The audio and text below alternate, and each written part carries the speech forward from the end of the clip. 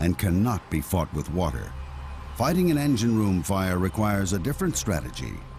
This room is filled with hundreds of bottles of carbon dioxide, which can be directed automatically to the engine room via a network of sprinkler systems, starving the fire of oxygen.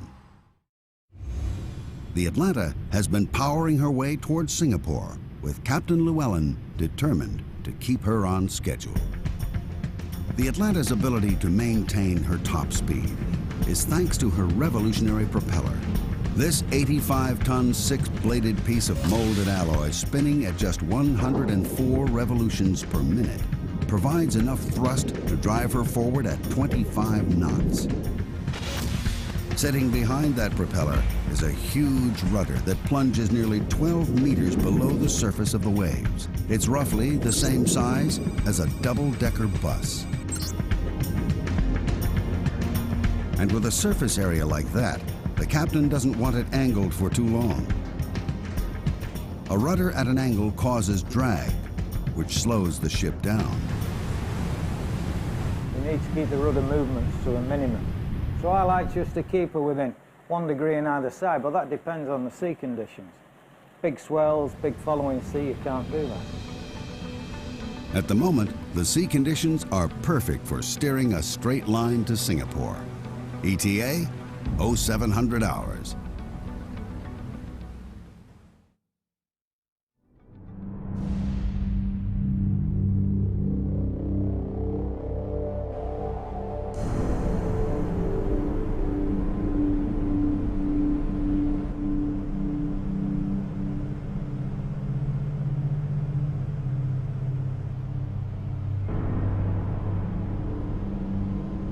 The first sign that the Atlanta's getting closer to port is the sudden increase in sea traffic. 1, 2, 3, 4, 5, 6. One of the problems with being a giant is avoiding the dwarves of the ocean. For the captain, arrival at port is one of the most stressful parts of the journey. He has to be ready to react in an instant. Well, it's his job to keep out of my way, but he's not moving, you see. He's still coming across. Now he's going round. Now he's going to come across my stern. It's going to be a long day for the captain and his crew. Getting into port is just the first hurdle. It's the end of, not the end of the working day, but it's because we got cargo work straight away after, but it's the end of the problems in the Singapore Straits. So we can relax a little. Engine tested head on stern. While the captain maneuvers the Atlanta carefully closer to port, 2,500 kilometers away, another key individual is frantically working behind the scenes. Eric Lee is the ship planner. At the head office in Hong Kong, he's using the latest in sophisticated cargo planning software. He calls all the shots when it comes to loading the Atlanta's 8,000 containers, and must make sure that every piece of cargo is ready and waiting. A miscalculation could prove costly. The worst thing is the ship is sitting at the terminal, berthing at the terminal without any work. We lost a lot. Eric isn't the only one who has to get his planning right. Captain Llewellyn must get to the port on time. But before he gets there, the busy waterways are going to get even busier. It's time to call in the assistance of a local expert, the pilot. Every harbor has its own secrets. Fast currents, changing tides, shallow waters. In a tricky maneuver, the Atlanta is about to pick up the man who knows these waters like the back of his hand. Zamil Nair has been a pilot in Singapore port for over 20 years. Well, we trust him, but you got to watch what he's doing. So it's until you're actually tied up, you can't relax.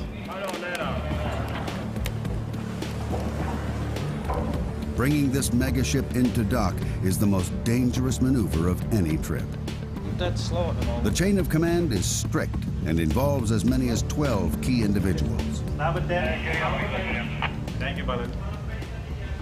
Basically, I'm working closely with the captain, ship's captain, And he's using my expertise in ship handling and local knowledge to get the ship alongside. 314, steady, sir. Thank you.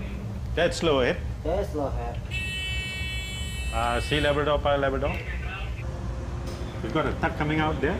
It's going to be made fast at the stern on the port quarter. This tug is about 4,000 horsepower and it's a fairly big, powerful tug. So basically I'm going to swing the ship around to starboard and then backing down into the berth. Stop engines. Stop. Engine. With main engines stopped, the tugboat Labrador is tied to the stern of the Atlanta on the port side. Then it's dead slow ahead. Atlanta bridge, gangway ready. Okay, Tango 1, OOCL. Tango 1. Will be starboard side, long side, bridge to bow, 249 meters. 249. Okay, I see one of your crane is down. Can you check on the crane, please? Okay. Bigger the ship, the smaller the space, pilot. Yep. The bigger the ship, the Yep. smaller the space. Stop engines. Stop engine. Okay, Labrador, increase the full power. Yeah. At the stern is the Labrador, a 4,000 horsepower tug. Up front, the Atlanta's huge electric-driven bow thruster adds another 3,350 horsepower. All up, the pilot has over 7,000 horsepower at his command. By combining the pull of the Labrador at the stern and the power of the bow thruster, the pilot cleverly spins the Atlanta into position. When the spinning is over, it's time for some precision parking. Okay, Labrador, slow the port, Labrador. It's the ultimate shoehorning exercise. Dead slow ahead. Dead slow. There's no margin for error. The Atlanta is 323 meters long. She's being parked in a space with only meters to spare. Stop engines. Stop engine. What have you got forward now? How much? What about 5 meters? 5 meters, that all? So keep the after spring slack. Don't leave it up. Keep your spring slack as we come astern. Even though they perform this operation hundreds of times a year, it's a tense time for all the crew. All the way on your forward spring now. All the way forward. 2 meters, 2 meters. Should be on the road in a minute.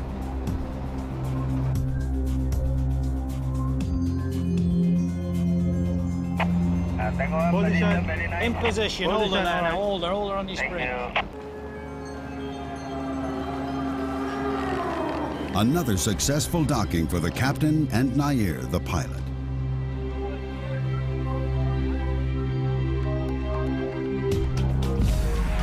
And the moment the Atlanta docks, things swing into action as the trucks line up for loading and unloading.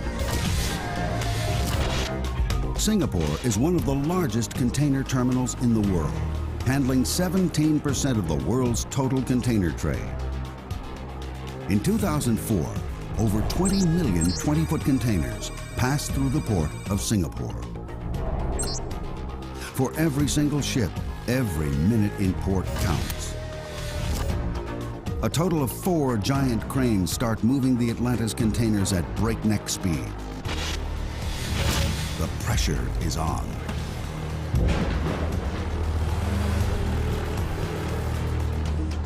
The Atlanta has 2,200 containers that need to be moved, and the captain's hoping it can be done in under 20 hours. This is where Eric's cargo planning is really put to the test. He has to pre-plan every move and allocate each container a specific position on the ship. No container should be moved twice. Double handling wastes time and money. So containers due to be unloaded at the next port must be stacked close to the top, while a container bound for America needs to be stacked deeper in the hold. The other major concern is keeping the ship balanced during loading. Too much weight on either side of the ship could put it in danger of capsizing. It's Jonathan, the first mate's job to keep a close eye on the Atlanta during this critical time. His computer monitors the distribution of weight around the ship and also allows him to compensate for any uneven loading. Deep in the ship's hull are a network of giant ballast tanks. By moving hundreds of tons of seawater between these tanks, Jonathan can keep the Atlanta on an even keel. To complicate this balancing act even further, the ship has to take on fuel. The Atlanta's tanks can hold over 7.5 million liters of diesel. This is a job for an expert. Bunker boats are the floating petrol stations of the port. This is the only time the Atlanta will take on diesel for the round trip from Asia to America. Today, they're taking on nearly 7,000 tons. It's an operation that will take over 6 hours. With the price of fuel around $280 a ton, this little trip to the gas station will cost the captain nearly $2 million.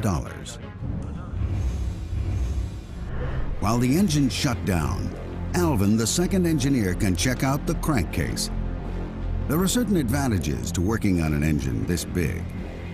It's not often a man can stand inside a crankcase to check for loose bolts or undue wear on any of the moving parts.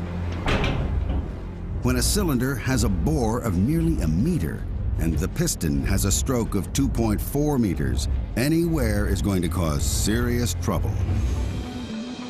Among the 2,200 containers being moved today are the 2 that started their journey 2 weeks ago in Australia. The container carrying the latest vintage of Australian Chardonnay needs to be moved quickly, but also with care. The last containers to be loaded on board are the refrigerated containers. These reefers are carrying perishable goods. The one carrying the Australian frozen seafood has to be kept at a temperature of -18 degrees throughout the entire journey. Jonathan, the first mate, hooks them up to the ship's power supply in order to get the refrigeration units working as soon as possible. While on board, the crew will check their temperatures twice a day, every day.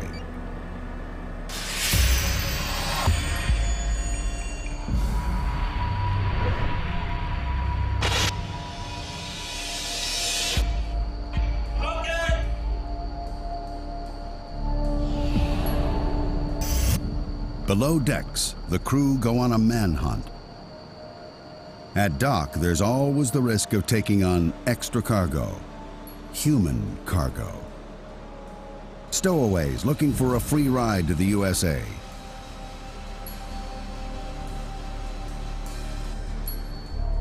Stowaways have been known to climb mooring ropes at night and are sometimes even hiding inside the containers. If they get on board, they pose a real security threat.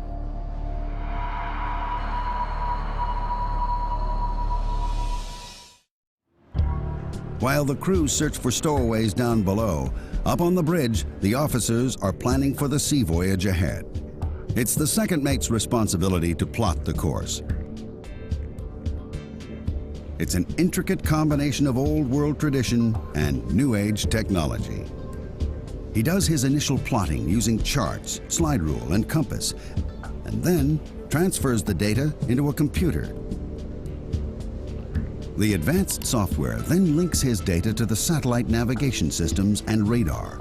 The result? The officers on the bridge can plot the ship's course and see any oncoming traffic, all in real time.